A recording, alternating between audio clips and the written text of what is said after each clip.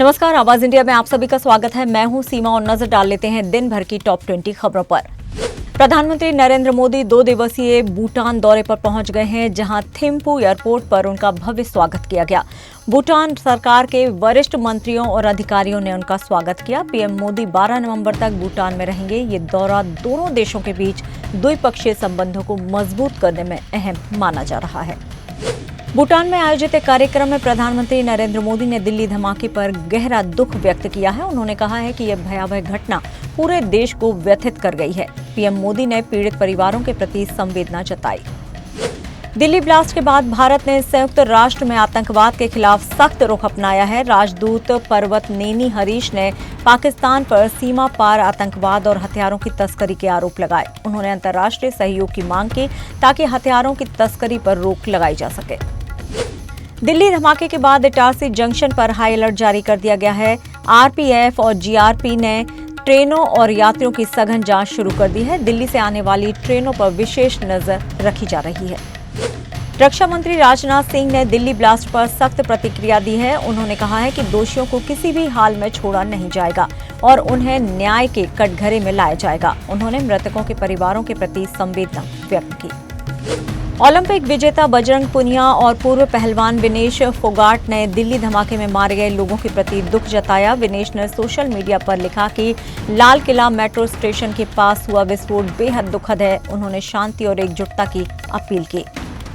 PDP नेता वहीद पारा ने नेशनल कॉन्फ्रेंस पर निशाना साधा है। उन्होंने आरोप लगाया है कि नेंका के अनुच्छेद 370 रोजगार आरक्षण के वादों को पूरा नहीं किया गया। पारा ने कहा है कि पीडीपी जम्मू कश्मीर के लोगों के अधिकारों की रक्षा के लिए प्रतिबद्ध है। सुप्रीम कोर्ट ने कहा है कि राज्य बार काउंसिल के चुनाव हाई कोर्ट के रिटायर्ड जजों की निगरानी में होंगे। इससे स्वतंत्रता और निष्पक्ष चुनाव सुनिश्चित होंगे। बार काउंसिल ऑफ इंडिया ने भी इस सुझाव को स्वीकार कर लिया है।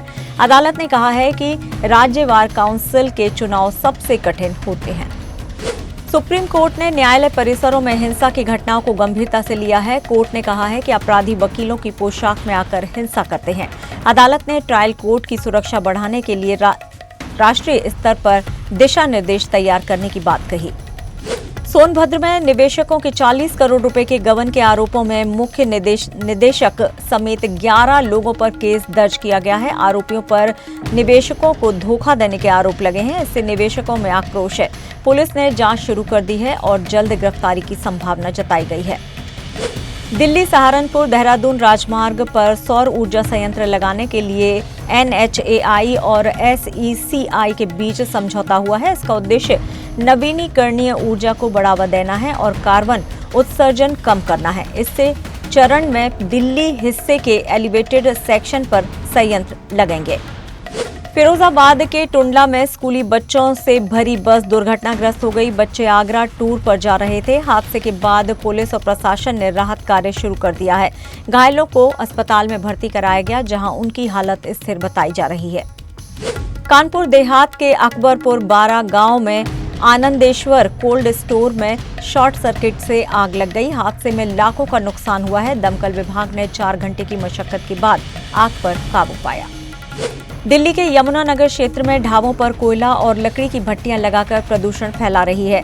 स्थानीय निवासियों ने निगम पर कार्रवाई न करने का आरोप लगाया है। प्रदूषण से हवा की गुणवत्ता तेजी से खराब हो रही है। लोग सांस और आंखों से जुड़ी समस्याओं से परेशान हैं। भारतीय मौसम विभाग ने उत्तर और मध्य भारत में ठंडी हवाओं की चेतावनी दी है। अगले सप्ताह तक तापमान सामान्य से नीचे रहेगा।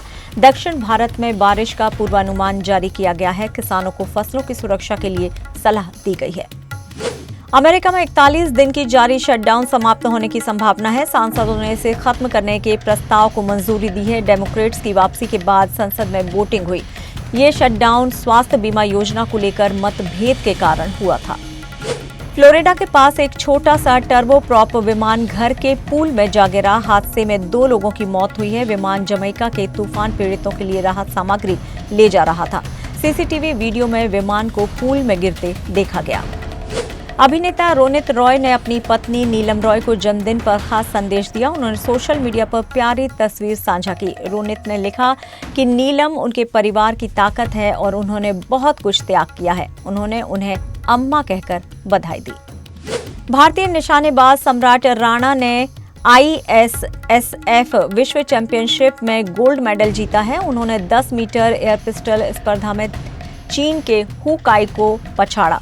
सम्राट ने फाइनल में 243.7 अंक हासिल किए। ये भारत के लिए गौरव का क्षण है।